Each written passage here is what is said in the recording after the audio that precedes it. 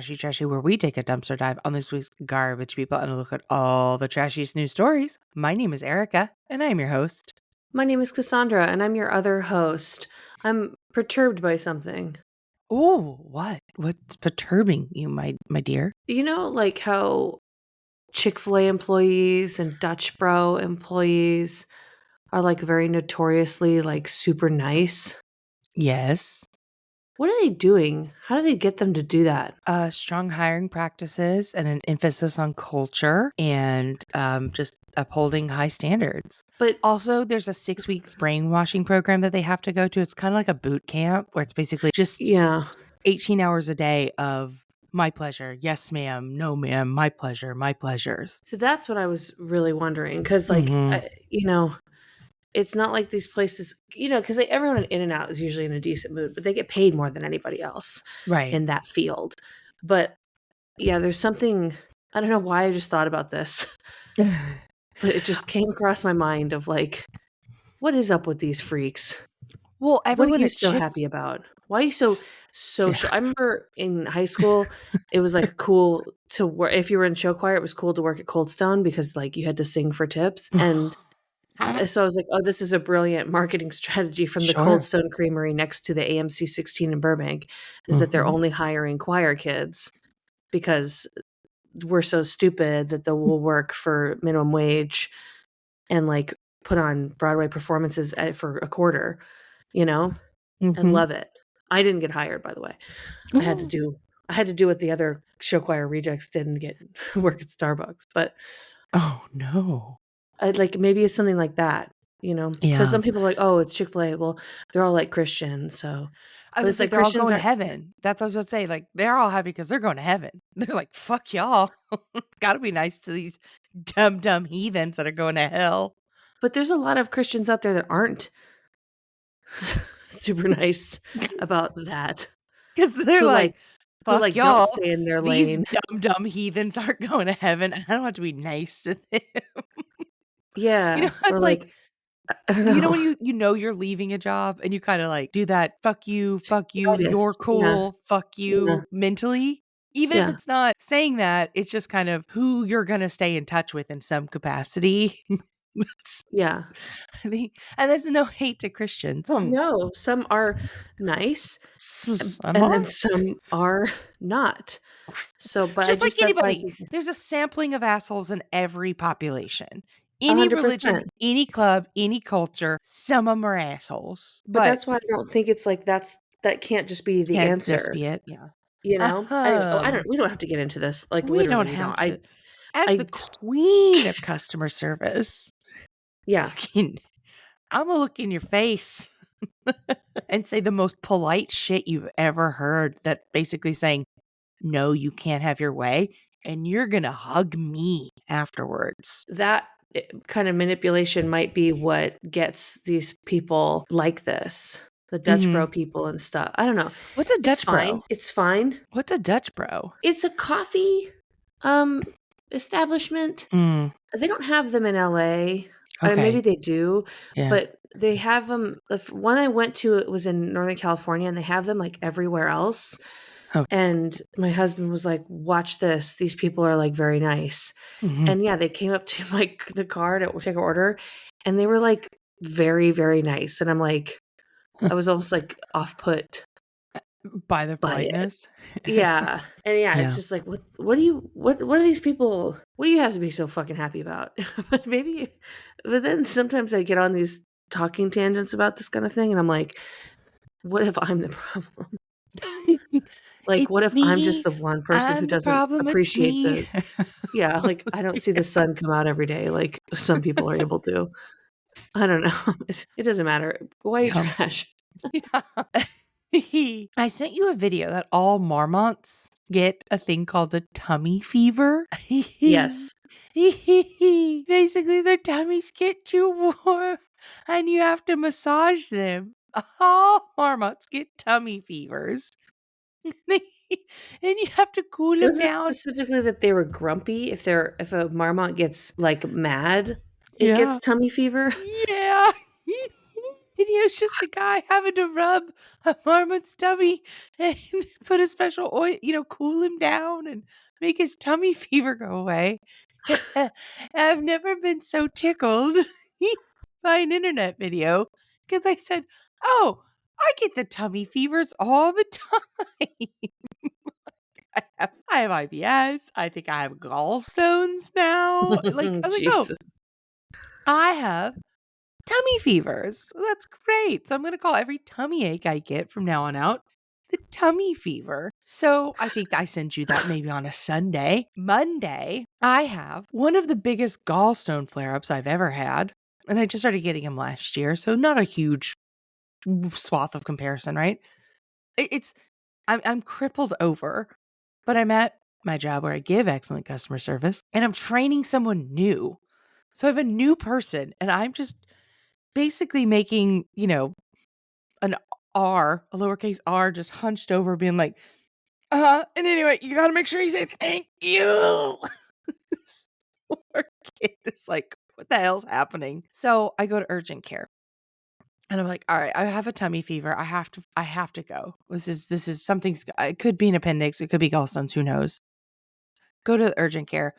But by the time I get to the urgent care, it's past.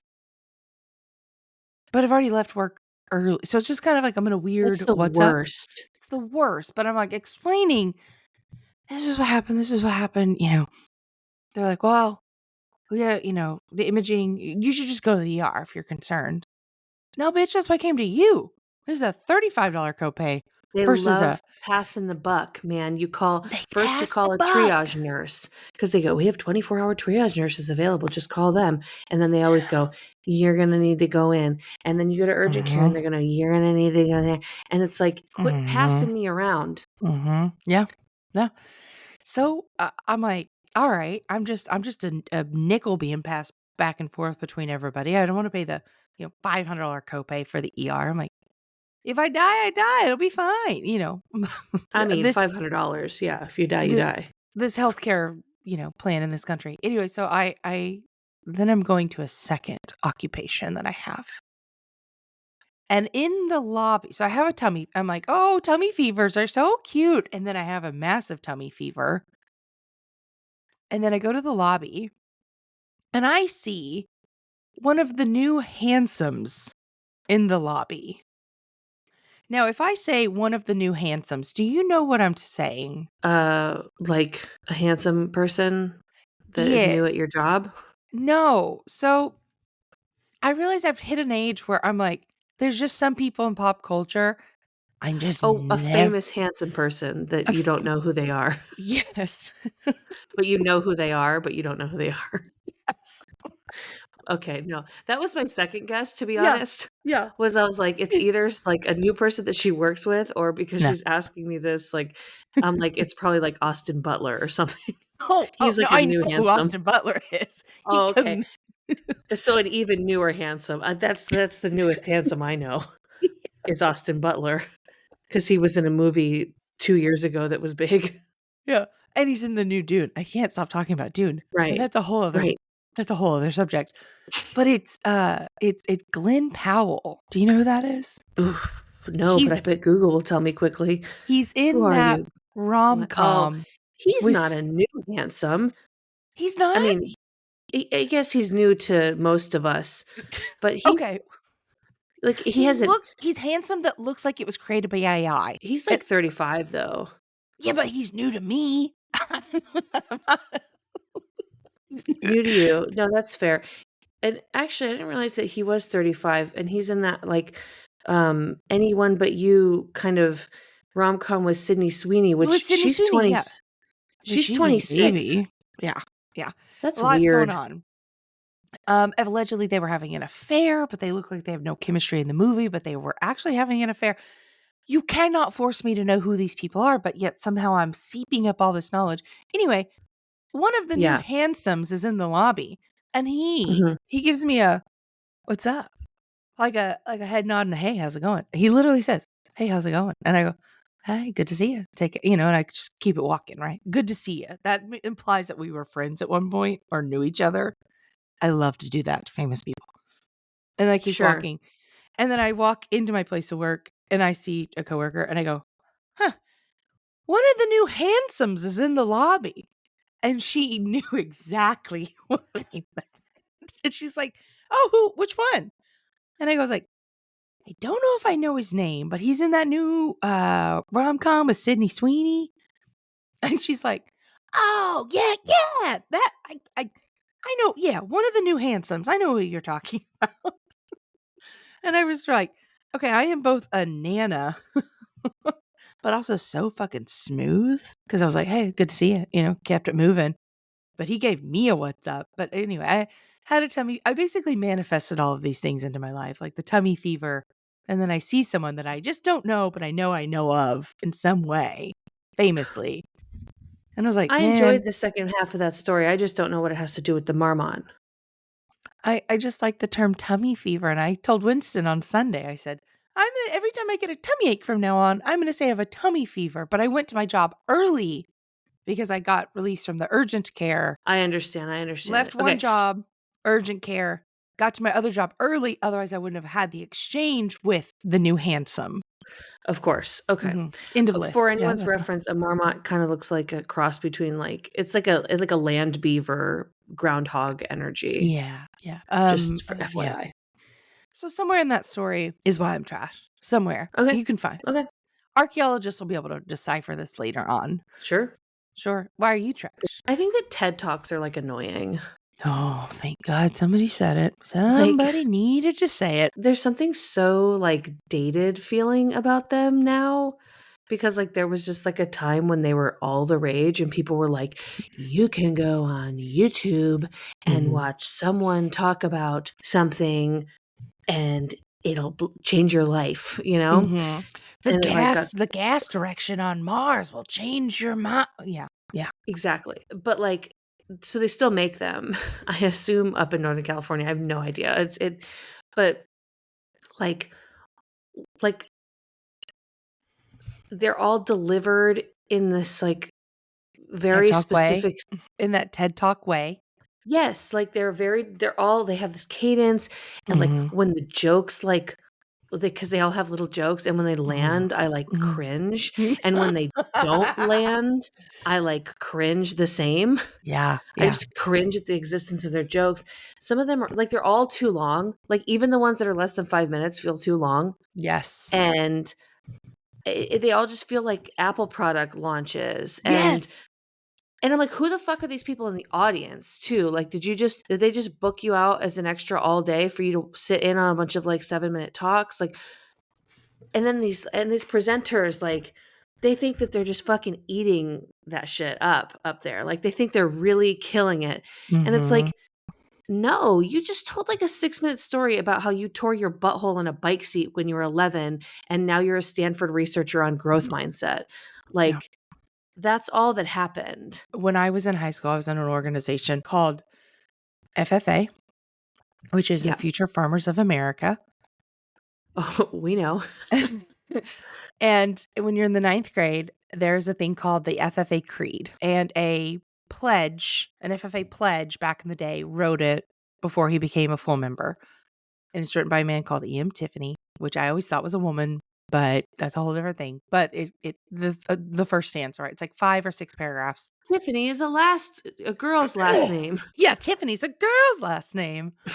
But it's, I believe in the future of agriculture, with a faith born not of words but of deeds, achievements won by the present and past generations of agriculturists, and the promise of better days through better ways, even as the better things we enjoy now have come through struggles of former years. It reads, now that I'm looking at it as an adult eyes, a little bit back, it's almost manifesto-y, we're about to go kill a certain group of people as I read it. But when I got to my college speech class, and it's a competition. So basically the FFA Creed is a speech competition in FFA where your 9th grade year, you recite these 5-paragraph stanza, and it all starts, I believe. But you have to do the same one? Or that everyone does the same one. Everyone does E.M. Tiffany's, right? That is the official FFA Creed. But the 9th grade year is the year that you compete in Creed speaking, as it's called, where you just recite that over and over again. Now, it's starting to make more sense why you guys thought that you were the next target for 9/11. doesn't kind of sink in now. Yeah. But If and you don't then listen I to this did podcast, you don't know what yeah. what I just referenced, but multiple times Erica, well, she told it once and I just haven't let it go. But this farm group didn't get to go on their big like field trip because it was right after 9/11 and they thought that for sure the next target from the terrorists would Oh be yeah. the future farmers of America. Oh yeah, they're sitting in their cells just being like, "Oh, a bunch of 15 to 18-year-olds are going to be in Kentucky on these weeks." The Better. future of agriculture in the United Yeah. States. That's way more important. Yeah. Yeah. But there's a certain cadence of speech. And I've been competitive public speaking since I was in the 5th grade. So the FFA speech was such a distinct When did you give way. that up and start speaking the way you do? Damn. Got your fucking ass, bitch. Sorry, I need some burn ointment. Hold on. Medic, podcast medic. But when I I've got to been my competitive college, speaking for a long time. Oh, I didn't realize that. You hide it so well. Just kidding. when I got to my college speech class, my teacher was like, one first day, she was like, "Were you in FFA?" And I was like, "Yeah." And she's like, "Yeah, I can always fucking tell. Like, you don't do that." Like the way we were conditioned to speak competitively. Again, I went to state, but she was like, "Don't do that." Like she like broke us of that FFA speaking day one, Anyway, that's all I'm saying. Point is, I don't like TED Talks. I think they're fucking Yes. lame. Yeah. But they all have that FFA cadence to them in a way of like, here's a little joke, but here's the delivery, and I'm gonna ramp up. It's so And cringe. then It just makes here's it like, this. Yeah. yeah. I'm like, oh my God, please. Yeah. But what if you did this? Now, Okay, what now- if I told you, You bake in the oven, but what if put yourself in this situation? Yeah. Anyways, We should whatever. give a TED Talk over trashiness. Maybe we should. You know All what right. we should do actually more importantly is we should cut to some ads. They support the podcast.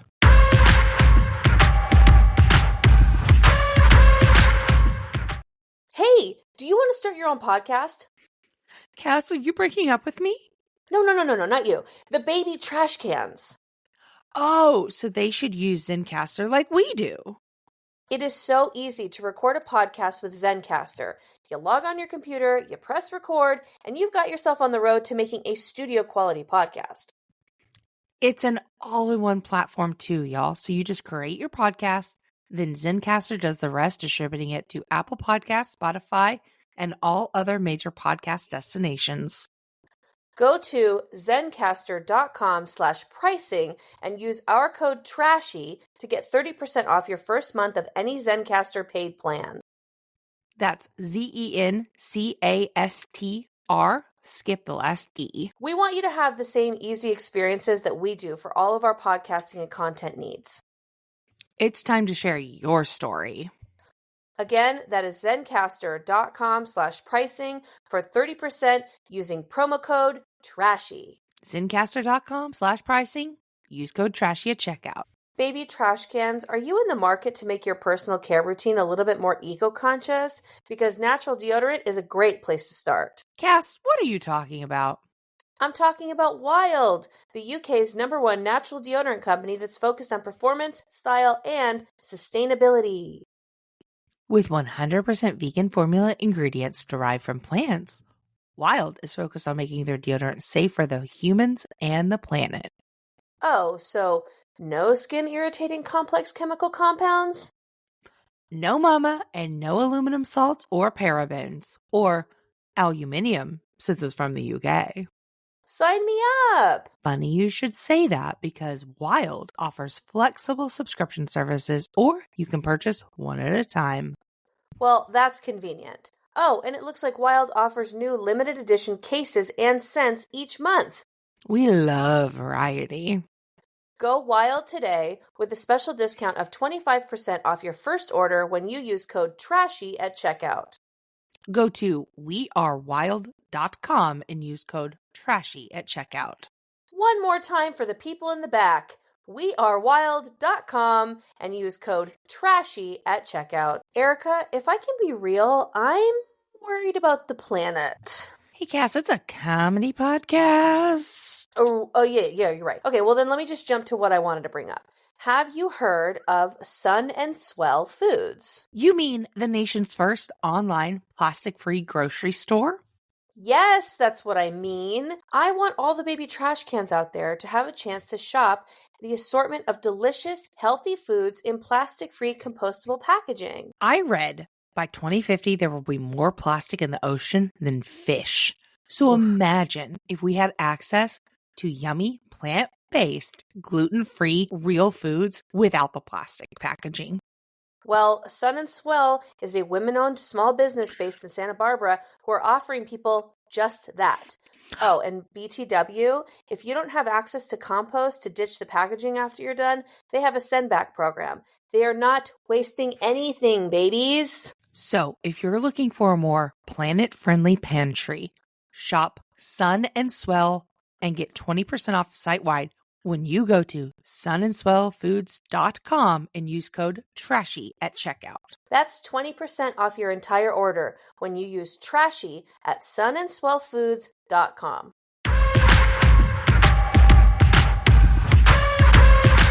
And we're back from the CBC.ca. He got a pop. Sorry. The headline is, he got a box of penises in the mail, but not the one he's looking for. Doesn't that always just happen? You're waiting for your box of penises and then they send you the wrong one. The round and rounds I've gone with USPS for my box of penises. Yep. Always do FedEx. A British gallery offers penis amnesty, which I feel like penis amnesty is this should be the name of a lot of people's 20s. You know what I mean? I don't think that they are entitled to grant penis amnesty. What legal governing body can you grant amnesty in? British Art Gallery. But the point is, Parliament. a bunch of statues have been the penises from statues have been stolen and pilfered over the years. So this gallery is like, hey, if you return several of these penises, like there's no, we won't prosecute you. We just want the penises back. So a bunch of people started mailing in boxes of penises. There's one with a handwritten note scrawled on printed newspaper about the missing members. Pick these up after cleaning my granddad's house. Think they're what you're looking for. But they are made of fiberglass. Or the statue in question with the missing penis is made of fiberglass, while the 6 mystery male penises were not. So people are making penises to mail into this museum. Maybe people are just trying to help. If you're making, because these ones were made out of clay, and it's like, I don't know, like if someone says, "Oh, this statue's missing a penis," God, I wish it had one. My first thing to think would be like, "Oh, well, let me just whip up a penis out of some clay." Let me just make you one.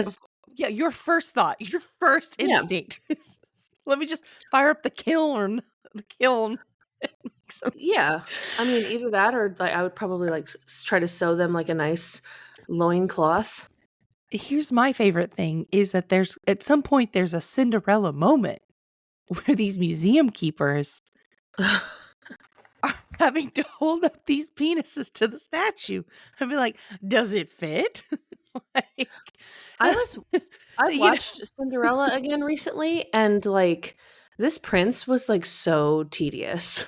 Yeah. Like the absolute nerve that he literally must suffer from OCD, where he's like, everyone must find the exact same fit. Look, I'm gonna put out a big theory here with Cinderella. He didn't even really want to like get married. He was kind of like busy being a prince, and like honestly, maybe like really working his way out of coming out of the closet.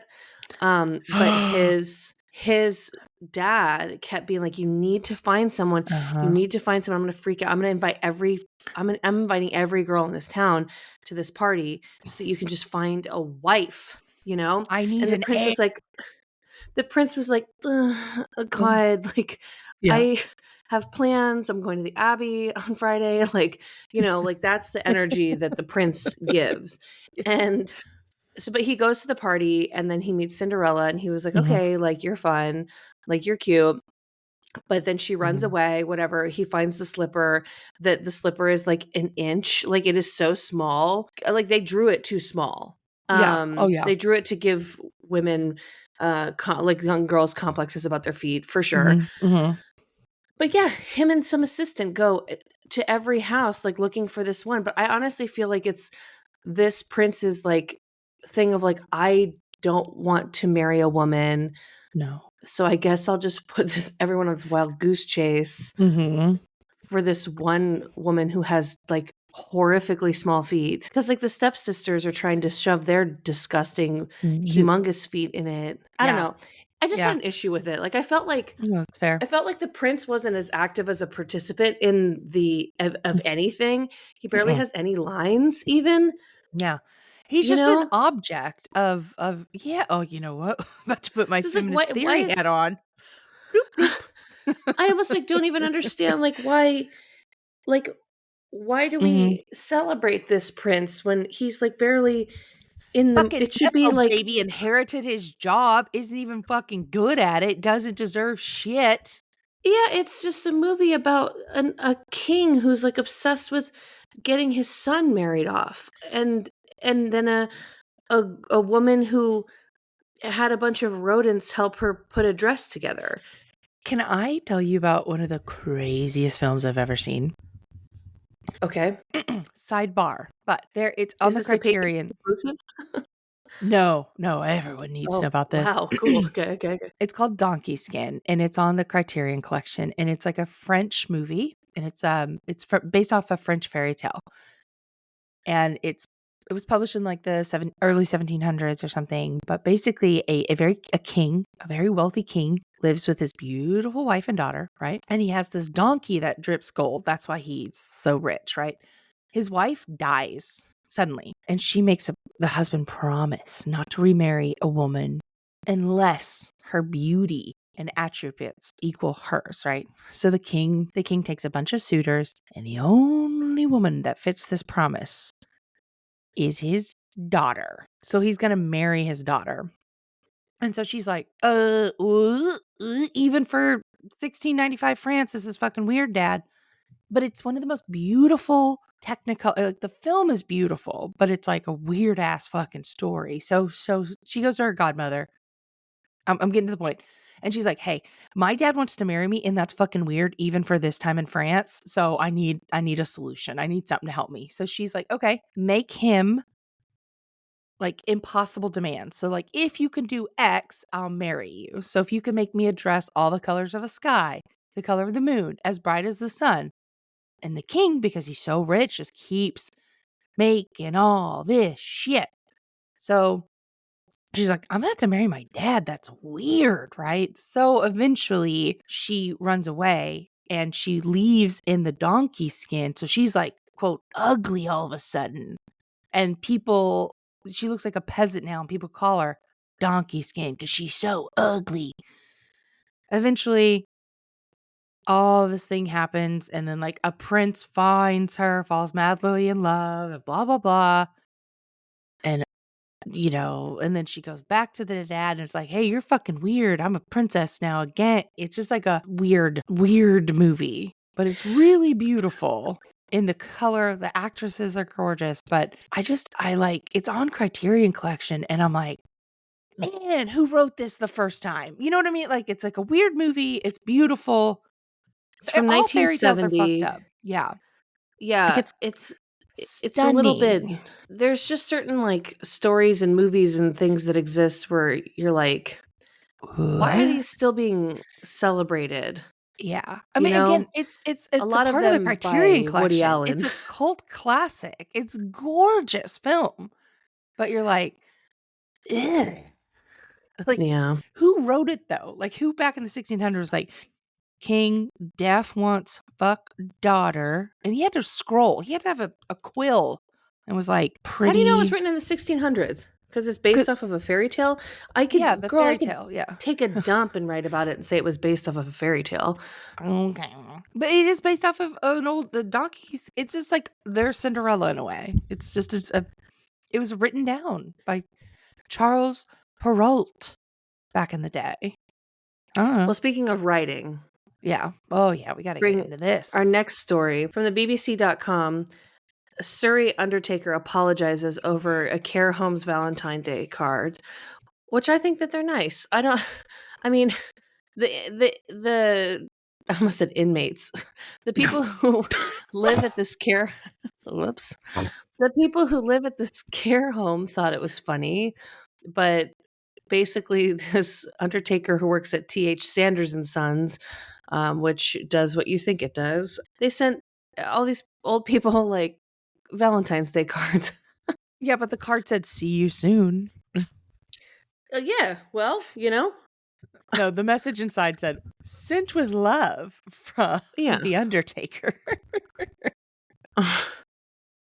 Wow. I don't know. I mean, they liked it, but Yeah. I guess they're kind of like, we maybe misjudged this. Yeah. Sorry, Sorry. But they have delivered Christmas blankets. They donate to all their charity raffles. They send cards and gifts every year, but it just least you could do. The timing was a bit odd. Yeah. The least you could do if I worked in an old folks home. Here's a Patreon exclusive, actually. Okay. Well, what a lovely way to introduce yourself. And the aquarium in North Carolina got a little mysterious introduction recently. That Patreon was a introduction story. This aquarium has an iconic stingray who is serving goals. And, like if humans could figure out how to do this. They did about 2,000 years ago in a little town called Bethlehem. Okay. So a female stingray hasn't shared a tank of water with a male of her species in at least 8 years. This is from CBS8.com. And now she's pregnant. And yep. Nobody knows why or how. Well, I mean, they have some guesses. But. And if they don't call fucking Maury and get his ass out of retirement. Not again. He's done. The Denver Zoo already bothered him. Sorry. Wake your ass up. Let this man sleep. No, sorry. You put this into the zeitgeist, sir. You have to pay the piper, okay? But she was sold to the devil. Did you know that stingray babies are called pups? I didn't, but that's nice. That feels like a weird, I don't know. I guess I just don't think of animals in the water having pups. Well, now you Unless do. They're like baby otters. I don't know. It's just cute and weird. But yeah, she, so they're trying to explain it, and they think it might have been through parthenogenesis. This is when the female develops an egg, and the cells in the egg split and create a clone of the mother. Parthenogenesis. I mean, literally iconic. She's like, I'm gonna be mother to these bitches. Well, here's the thing: is she's like, you know who's great? Me. You know what we need more of? Me.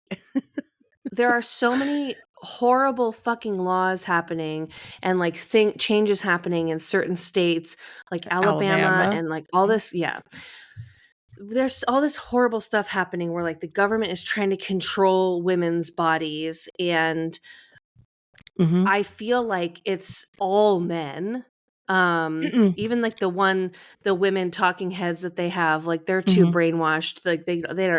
They're coming from a different second-class camp. citizens with forced birth, or determine who can and cannot have babies because you're not in a class good enough. That's exactly what's happening. Don't get me started.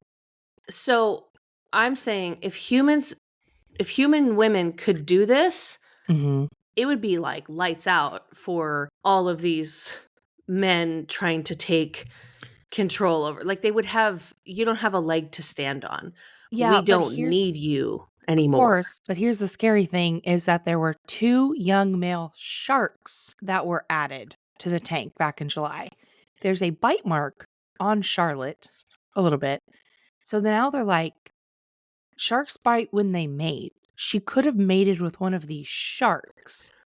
Debunked. Yeah. Now these beta fucking sharks are going to be the guys if women start doing this protogenesis, this cloning and virgin birth stuff, there's going to be a couple fucking betas that are like, I'm one of the good guys. They're going to sneak in.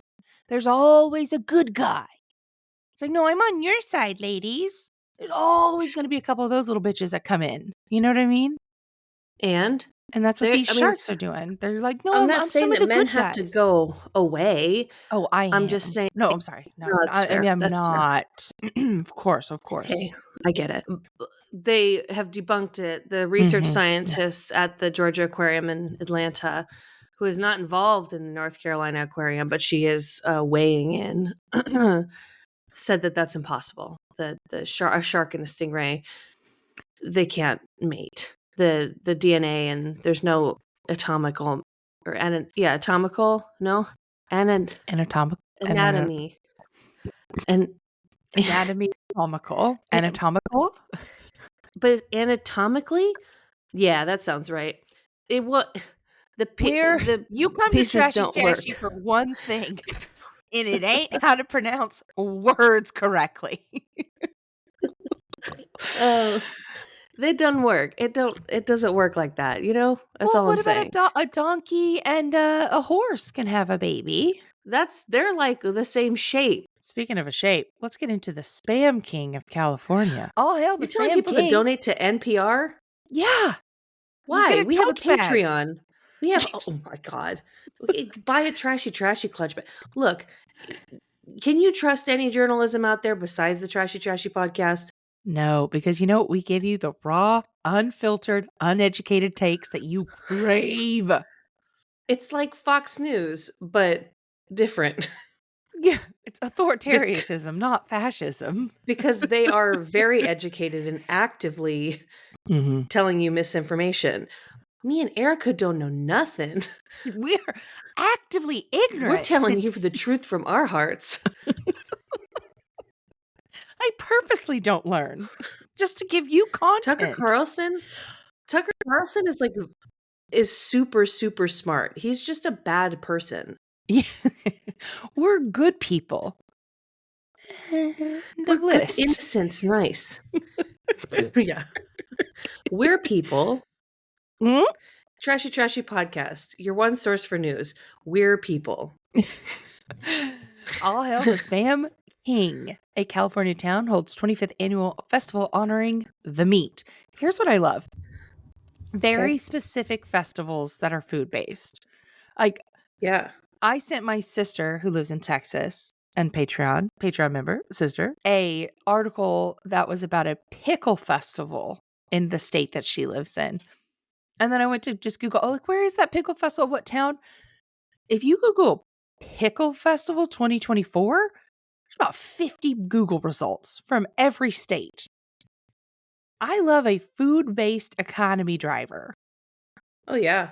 We're all gonna hail Spam this week. We're all gonna be the pickle girls. Like, that's just fun. That's just fun. They have a strawberry festival. There's all kinds of dumb, silly. There's a watermelon festival that was near me growing up. That would be nice. Oh, it was great. It was great. There was a rattlesnake festival in a town called Apache. That I don't like. That's scary. I had rattlesnake one time to eat. It was gross. Gamey. I think it was like super chewy. It wasn't gamey as much as it was like. Have you ever eaten an alligator? Maybe in like a sausage once. Yeah, it's like a chewy. I couldn't tell chicken, you. Like, I'll be honest. I don't even know what it means when something tastes gamey. Like, we don't eat. I don't know. It's like the way the Supreme. Sorry. It's like the way the Supreme Court defines pornography. Like, I don't. Dude. There's no definition, but I know it when I see it. I know it when I taste it. I'm like, this is gamey. But I wouldn't be able to describe to you gamey, you know? Anyway. No, the way that they're like, oh yeah, like, it's like chicken, but gamier. And I'm like, word. Okay, but this is a Patreon exclusive. Faux pas by a coworker. But we got to talk about this Spam festival. It's in a town south of Sacramento. We nailed it. All off air. We didn't talk about any of it. There's a pickle festival. There's a watermelon festival. There's a Spam festival. I'm sure there's a fucking pickled beet turnip festival. On to the next. All right. Well, moving on then from another story from NPR.org. Sorry. I'm not giving them the time of fucking day. That's so interesting. But but that's fine. I don't give a fuck. In Canada's official search for, you think I care? You think I don't trust Erica's judgment? If she says the rest of the spam story is boring, it's boring. All right. In Canada, official search for Harry, the taxidermy polar bear. Sorry, I feel like if anthropologists like 1,000 years from now find the remnants of the spam festival or the pickle festivals or the watermelon festivals, and they don't know much about our society because everything, let's say digital gets wiped, right? Like, let's say there's no records, there's no papyrus, ain't nobody writing fucking books anymore. There's no stone etchings. So when anthropologists 1,000 years from now find your pickle festival necklace, they're going to be like, oh, these people worshipped a pickled god. You know what I mean? Like, they're not gonna, like, they won't be like, oh, they had a festival for a food they enjoyed collectively. They're gonna be like, I would rather be remembered for that. Like, I hope that they find pickled festival 89th annual like t-shirts. I hope, or like turkey trot t-shirts before they find like MAGA shit, you know? Or like memes in general. Interesting enough. Yeah. This is a thing I heard on a history podcast recently, but like the fall of Assyria, like the great, you know, like Assyria is like one of the first big civilizations, you know, and one rival was setting fire to the temple that had all the, not like one of the first world's libraries. Like this king, the first literate king, because he was like a fourth son. So they were like, kings don't read, they're too busy. The fourth son was like, oh, I'm going to be a librarian and learn to read. And they're like, yeah, you're the fourth in line. Of course, you have shit to do. You can learn to read. You're not going to be the king. Well, through a series of civil wars and whatever, he did become the king, but he was like one of the first kings that could read his own language. So he collected scrolls and tablets from all across the empire. He was like, hey, send me your daily scroll, like tablets and shit. But then in that same war long, I'm truncating a bunch of shit, not remembering names, but someone set fire to that library. And all it did was basically, the reason why we have these records to this day was that fire acted kind of like a kiln. Why? Okay, you know what I'm talking about? Like how you make pottery, kilns? Am I saying that right? Kilns? A kiln. That does not sound like a fucking word. Let me It's say a that, kiln. especially if you say it like 3 times. I mean, now it's funny. Now it's weird. like, a kiln? Why is kiln? It's a fucking kiln. It's like in your mouth a little bit. Well, like we had to stop saying kiln though, because like now it's like but crazy. Because of the fire, basically it acted like a kiln. And it's a kiln. You're making it fucking weird. Now you're adding other extra letters to it. KILN, kiln. And you're like saying a kilner. It sounds like an Irish word for like bear or something. Oh, one of the kilns, you know.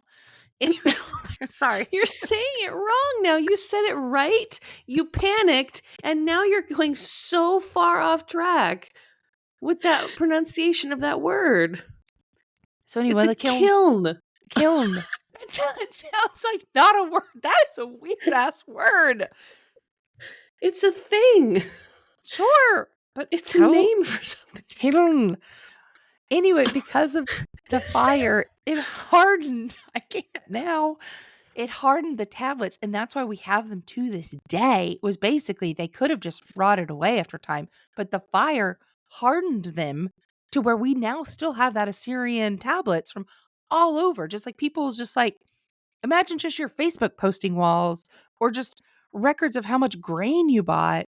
We now know more about their society because of that fucking fire and the kiln effect. Anyway, I just thought that was interesting. But let's go back to this story about the bear. We've wasted too much time. The story about the bear is going on Patreon only. I'm sorry. Pay to play. Erica can't Have pronounce you- words, and you lost the privilege to hear about this polar bear. All right, we're back on the main feed, and I could fucking kill you for this, One of but the most I know joyous you days. want to talk about it, and so I'm gonna let you talk about it. So for those of you who don't know, Cassandra got married last March 4th, and it was a wonderful, happy day. But something Don't bring happened. my wedding into this. I have to, because March 3rd, Jeez. rehearsal day, news of the Scandival dropped. And I was laser focused. I was the officiant. I had writings. I had responsibilities. But you know what I did? I spent hours learning about Scandival and the VPR. And I was like, I have to focus, but I just kept going back because more information was coming out and flooding out. But Scandival took its life of its own. Scandival being Tom Sandoval cheating on his longtime partner, Ariana Madix, with cast member Raquel Weiss. She goes by Rachel now, Rachel Weiss. And he recently gave a New York Times interview. The New York fucking Times interviewed this man who's become reality TV villain. That is a 80-page interview. We're not going to go into it, but we will give you some too long didn't read about some of the most unhinged moments from the interview. Tom Sandoval, who was a actor / model turned reality star turned villain, compares himself to O.J. Simpson and George Floyd in this newest interview. He compared himself to George Floyd. So basically what he said... I saw him compare himself to O.J. Simpson and Danny Masterson, not George Floyd. Oh, no. He said, I'm not a pop culture historian, but I really witnessed the O.J. Simpson thing and George Floyd and all these big things, which are really weird to compare to that. But I think, do you think in a weird way it's a little bit the same? He asked. Yeah. His crisis PR manager is a 23-year-old who's been watching Vanderpump Rules since she was in middle school. Yeah, the 23-year-old crisis PR person, I feel like he's not really set up for success. No, because he said things and she didn't fucking flinch an eye in the interview. She didn't say, okay, this interview's over. Actually, what Tom meant to say was She was having to this. Google things in the interview. He said, I feel like I got more hate than Danny Masterson, and he's a convicted rapist. Which is fair. Or like, yeah, but like, I don't think his 23-year-old publicist knew who Danny Masterson was, or knew even who O.J. Simpson was. Jesus Christ. Does that not She make was you like feel having to- ancient?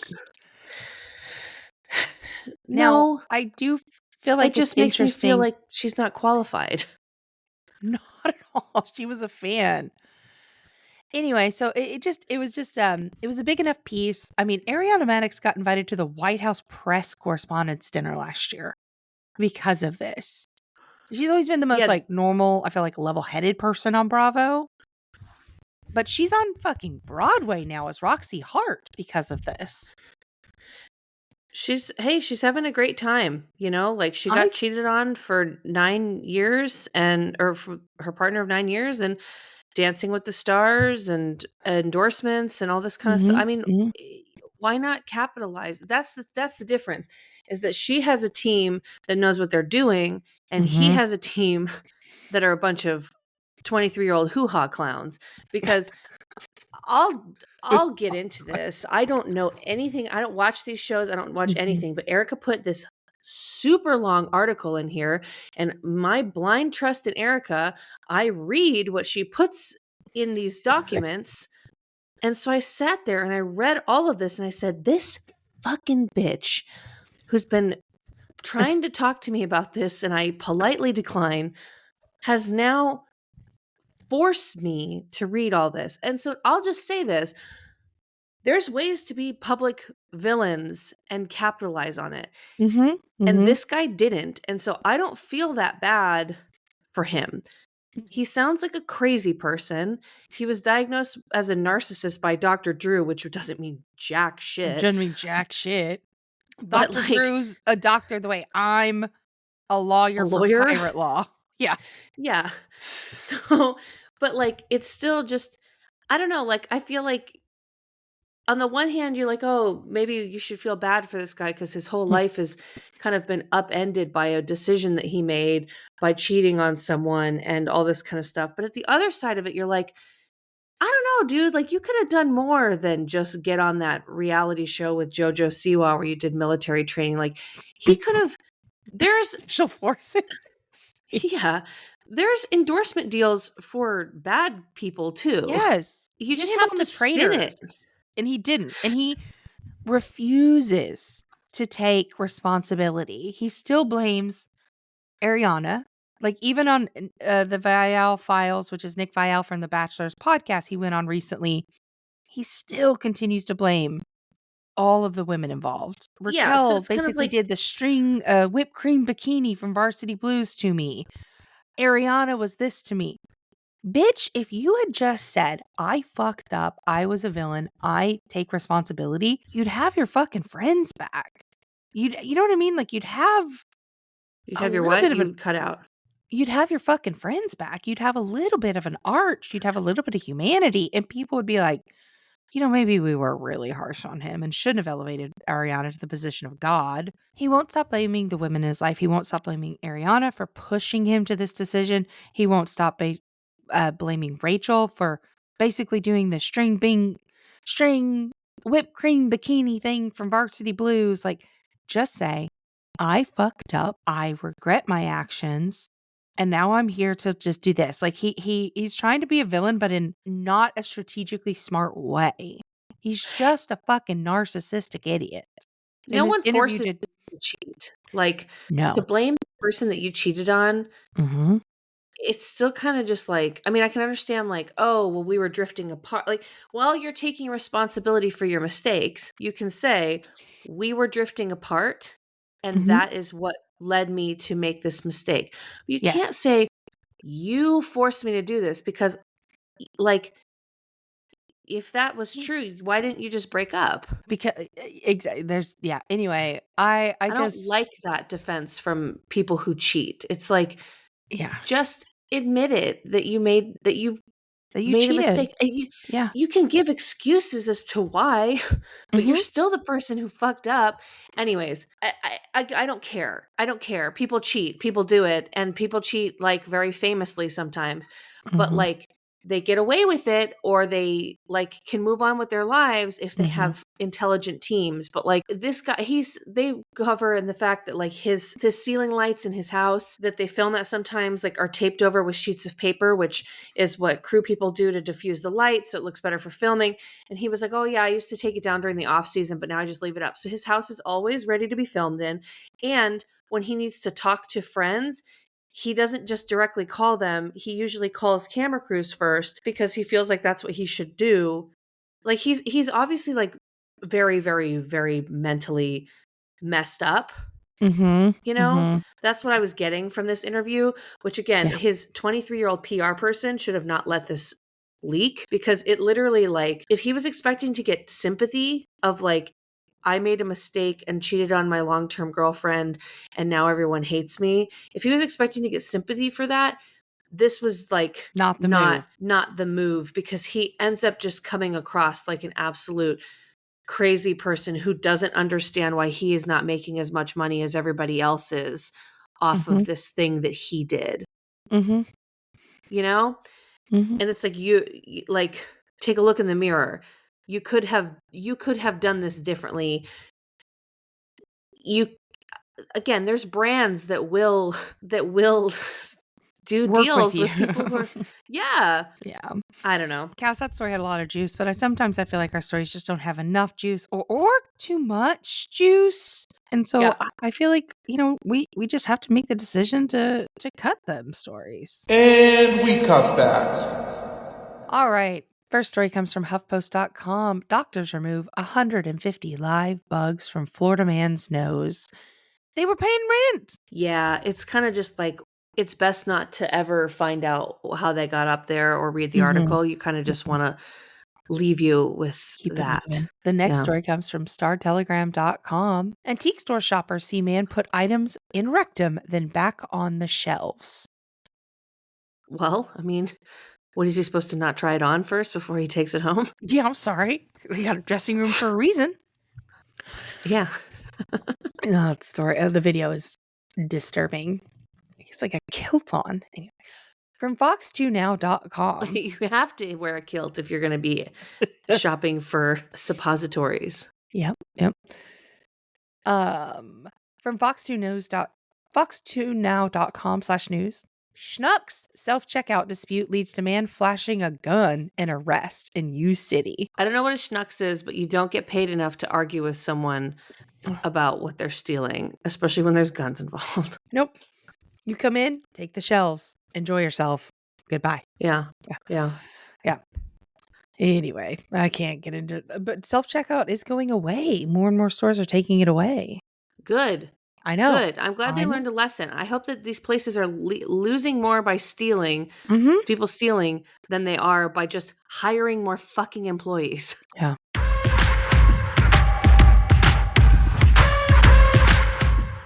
Ugh, not another ad. Sorry, Cass, but Mama's got to pay the bills. Surely there's another way. Oh, there is. You can subscribe to the Trashy Podcast Patreon. That's ad-free episodes?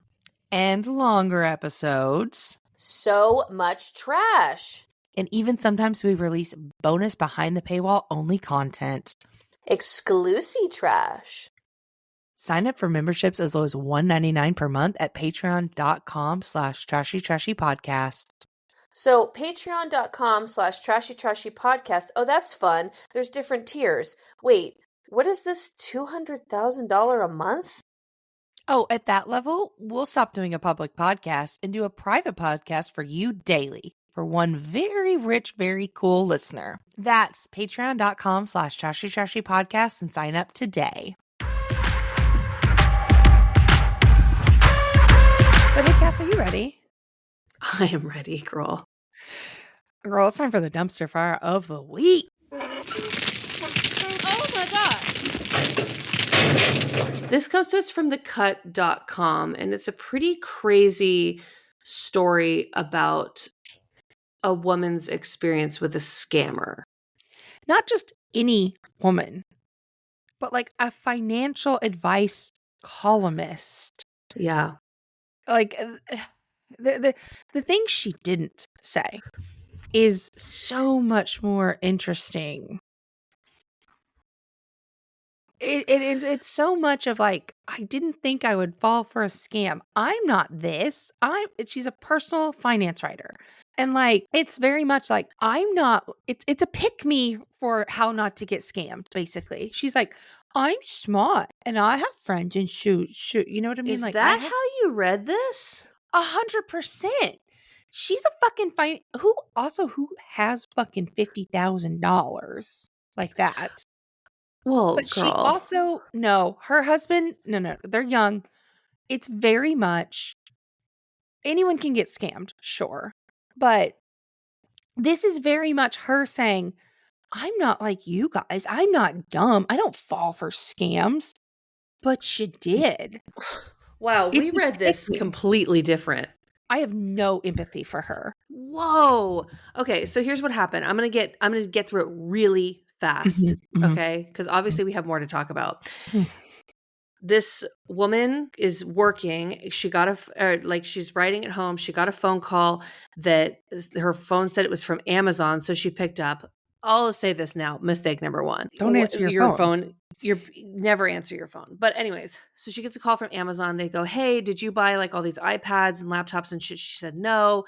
And the Amazon person was like, "Well, I'm really glad that we actually got a hold of you because you have like all these fraudulent things, and there's been a lot of things going on with the Amazon and fraudulent identity theft and stuff. And do you mind, because you're a victim of this, do you mind if I connect you with someone at the FTC?" And so she's like, okay. I mean, never speak to a second person, but okay. So again, I'm just rolling through this. So then she gets on the phone with this person that's apparently from the FTC, the Federal Trade Commission. Mm-hmm. And this They guy deal was with like, I'm so glad that we're identity theft? speaking. Mhm. Your name has been coming up a lot and your social security number. And he was like, these are the last 4 digits of your social security number. This is your home address. This is your date of birth. Like, is this you, basically? And he was like, I'm glad we're speaking. you're linked to a lot of stuff and it's a very serious case. 22 bank accounts, 9 vehicles, 4 properties, all registered in your name, $3 million overseas to Jamaica and Iraq. Like a home in New Mexico is affiliated with a car rental that had been raided and full of drugs. You're apparently a car with your name on it in Texas with blood and drugs in the trunk. Like just like absolute rattling off all this scary stuff that is he's saying this is connected to your name and your social security number. And here's some pictures of drug busts and all of these things. And so as she's on this phone call, she's Googling like warrant and her name and all this stuff, and nothing is coming up. And then he was like, okay, so anyways, how much money do you have in the bank? Because we need to basically like close down everything, yada, yada, yada. I'm going to connect you to my other colleague in the CIA. And so she gets connected to a third person. He's like, hello, I'm CIA, like whatever. And he was like, she's like, I have $80,000 in the bank. And he was like, okay, you're going to be paying for things in cash for the next 2 weeks. So go get $50,000 in cash out of the bank right now. Do not hang up. Put me on speakerphone, which is always something that happens with scammers. They always keep you on the phone, or force you to stay on the phone. And he was like, get all this cash, put it in a box with a label that has your name, this like my badge number, a locker number, and then you're going to give it to another guy and he's going to clean it for you because that money was associated with your account, give it back to you in a treasurer's check so that you can use it in cash or whatever. And she just did it. Okay. She did it. And step of the way. She did it every step of the way. She ended up giving a shoebox with $50,000 in cash to some random guy. Oh, like she was on the phone for like 5 hours. Like it happened super fast. And she had a couple moments where she was like, this seems sketch. And also this guy was like, don't tell your husband, don't tell anybody because your name is associated with a lot of really bad stuff. And so don't tell the police, don't tell your husband, don't tell the bank clerk. The more you tell your husband, yeah, don't trust anybody. I'm sure that your husband isn't in on it, but the more that he knows about it, the more he might be like when he gets indicted, like the less he knows, the better, and all this stuff. And so she just fell for it. And she gets the shoebox and her husband sees her and is like, what's going on? Is everything okay? And she goes, I have to go downstairs and meet a guy who's helping with an identity theft case. I'll explain more later. And he was like, what? And she's like, I gotta go. So here's the thing. And like they'd mentioned, oh, you're like your 2-year-old son, like all this kind of stuff. Like they had very specific stuff on her, but it's very important that everyone understands your name, your address, your phone number, your date of birth, and your social security number probably exists somewhere on the dark web. Scammers have this information because these websites leak and your data is everywhere. And it's a fucked up reality. And they can call you from numbers that are numbers that you recognize. They can use like AI versions of your voice now. And like, if you post your kids on Instagram and your Instagram is super public, shit, even if it's private, they can probably see all that. Like we live too out loud on social media right now. And so these things can be taken. And so I can see how this happened, but I am certainly like, wow, this woman really, I don't know. I've talked to people who've gotten scammed out of like tens of thousands of dollars before. And it's a very surreal moment of like, like someone I knew who it happened with Bitcoin, and on a Bitcoin ATM, it says, if someone is telling you to get this money, you're being scammed. Yeah. And they even were like, someone is telling me to get this money. However, that can't be what's happening to me because of X, Y, and Z. So it's like, these scammers are smart. It's scary. But I'm sorry. I'm dying to know why you don't have any empathy, though. I'm sorry. No, she is a financial advice columnist. A tier 1 customer service Amazon person is going to connect you to the FTC, who has nothing to do with fucking scams like this. Then the CIA.